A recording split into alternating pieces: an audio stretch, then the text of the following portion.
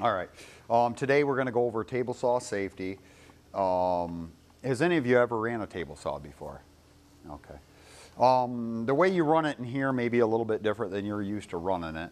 I will tell you this is a SawStop. It's a brand. It has some extra safety features. Have any of you ever seen the video on these?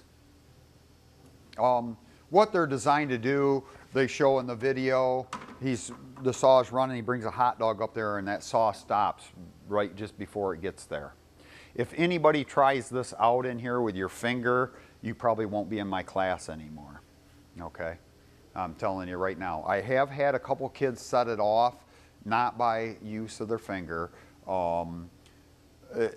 It's there as a safety precaution, but no guarantee that really works, okay? I mean, it could malfunction and not work, okay?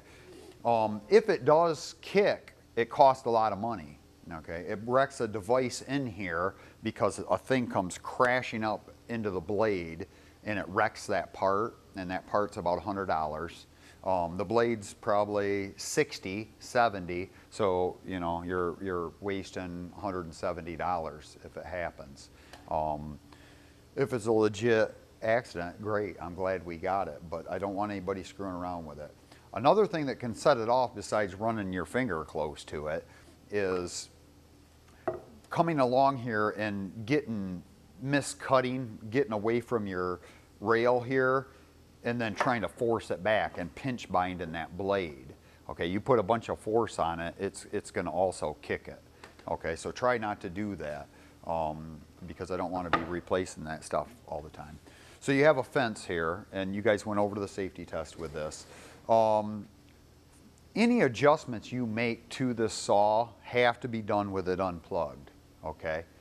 Always. And you might not have did that at home, those of you that's ran one, but in here we have to, okay? So if I'm going to cut this 2x material here, 2x4, what does that blade distance have to be up?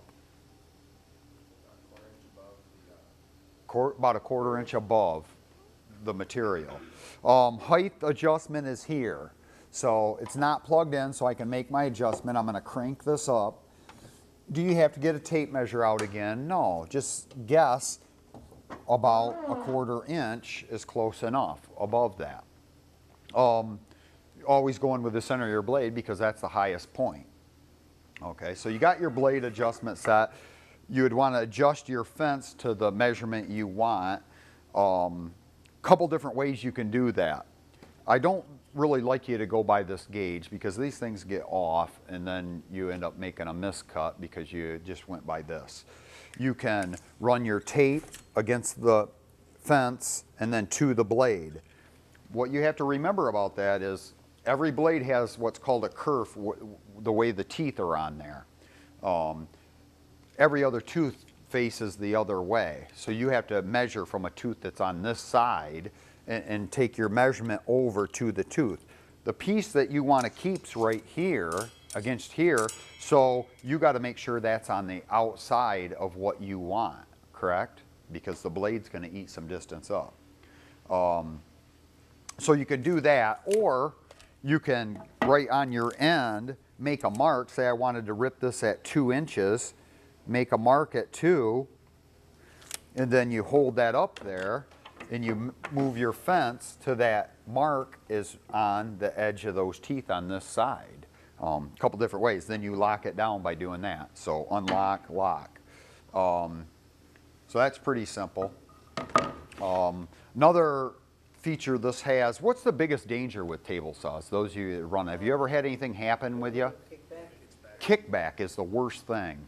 What happens is if this gets bound up in there, or it's hardwood, or you got a dull blade, or if you're getting a little bit off your fence, which you don't want to do, whatever you do, don't try to pull your piece backwards. Shut the saw off.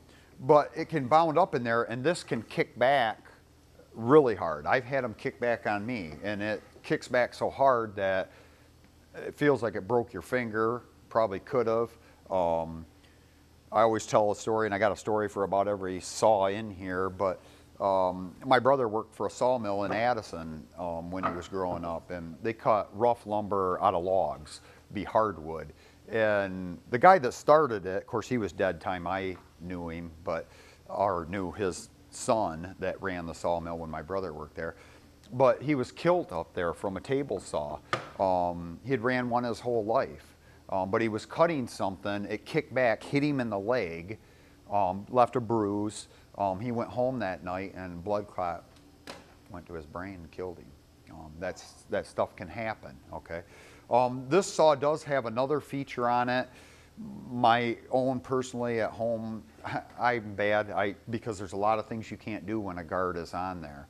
I remove my guard. But in here we have a guard. One nice thing it has, I'll do it on this side so you can see, as that wood runs through there, it has these, one on each side, these little things that spring up. And they got some real sharp ears on there. So what happens, once that gets to that point, and then if it kicked back, it grabs it, then stab right down in it and only let it move just a little bit. So there is a safety on there, but not saying it still can't kick back on you. But like before you get to them, all this time till it gets to those ears, there's a good chance it could kick back till it locks in that. So you got to watch that. You can set angles on it, tilt the blade. That's done over here, same way. You crank it.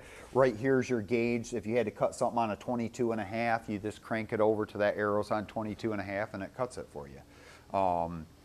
So I am gonna, once you're through the safety test, I got something that I want you to cut on each of the saws I'm gonna show today, and we actually use them later on. So you'll go through that practice with that. Like I said, before you make any adjustments, you have to unplug it. So if you had to change something and all you had to do, maybe it was a little big, I don't want you just doing it, okay? Make sure you unplug it. This saw is 240, which is a lot of power. 110 can kill you. We kind of already talked about that. All it takes is a fifth of an amp to kill you if it goes through your heart. It'll kill you every time. No ifs, ands, or buts. A regular plug outlet, you plug something in, there's 20 amps there. Most of the time. In this school, it would be 20 amps all the time, but in some residential, it's 15 amp. But it could kill you. And I'm sure everybody's been shocked by electricity coming out of the wall. This power will not just zap you a little bit. This will make you cry. I mean, it hurts. Yeah, this is double the power, and it will hurt. I've seen somebody in a panel box. That's what's running into your panel box is 240.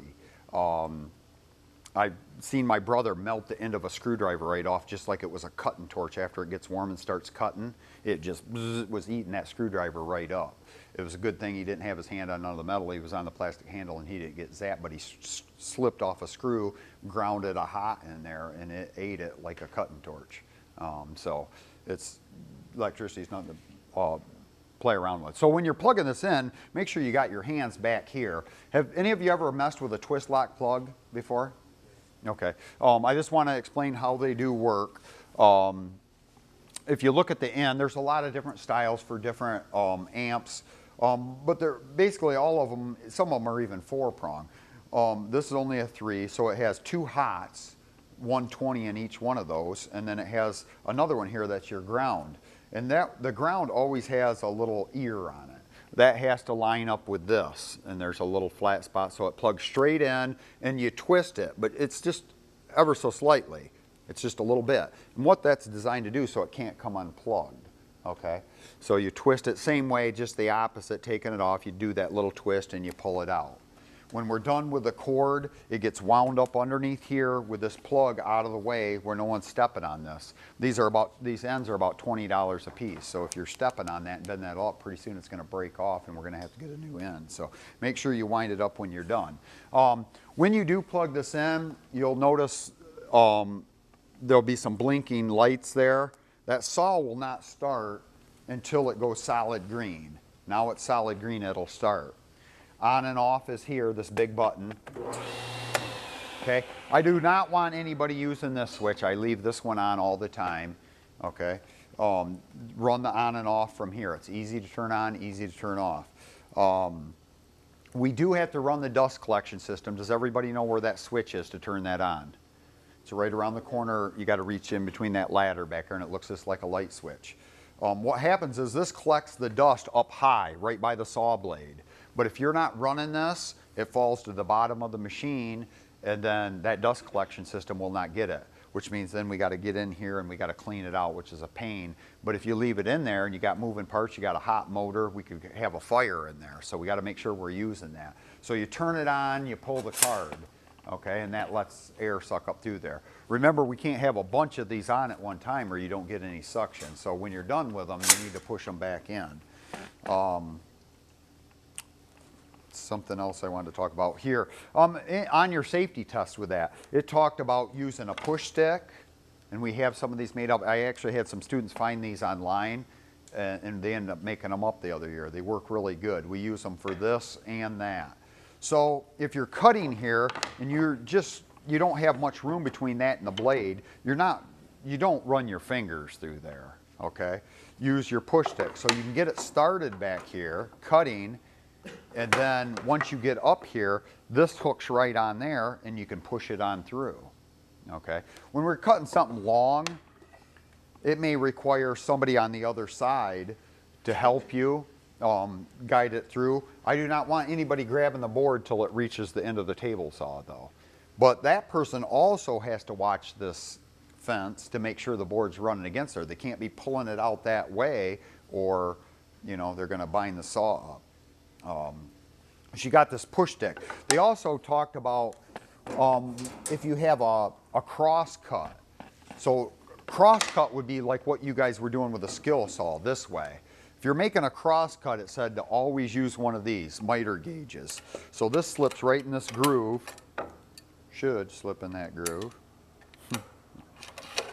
And then runs along there where you can hold it here tight and then run it through there.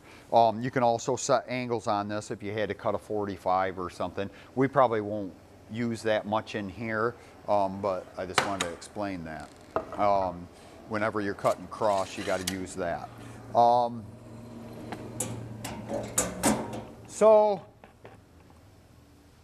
if there's stuff laying here, you got to look before you start cutting something that stuff's not down there in your way. Okay, if you're going to be running something through and then it's going to be hitting stuff down there, which we use that for a workstation too, so you got to make sure your pathway is clear. I think that's in the safety test also. So move that stuff before you even start your cut. Nobody walks away from the saw with it plugged in, especially not running, but I'll probably get after you if I see you over there getting material to cut and you've got this plugged in because somebody could walk by and get into it. Make sure you're unplugging it. When a lot of times we'll cut OSB on this, we'll need certain size rips, maybe 2 foot. When you're ripping something wide on this saw, sometimes this gets in the way and it takes a third person, one on that side, one here, and one guy kind of holding this ductwork out of the way. I don't know why. They should have left that neck out farther so it's more out of the way, but it does get in the way sometimes. So we got to make sure we got somebody, because if you go up there and hit that, then it's going to bind up and cause you to go off your fence, and make sure that's another thing with making sure your pathway is clear. But when you are ripping something wide, if this is, you know, 6 inches or so, it's okay to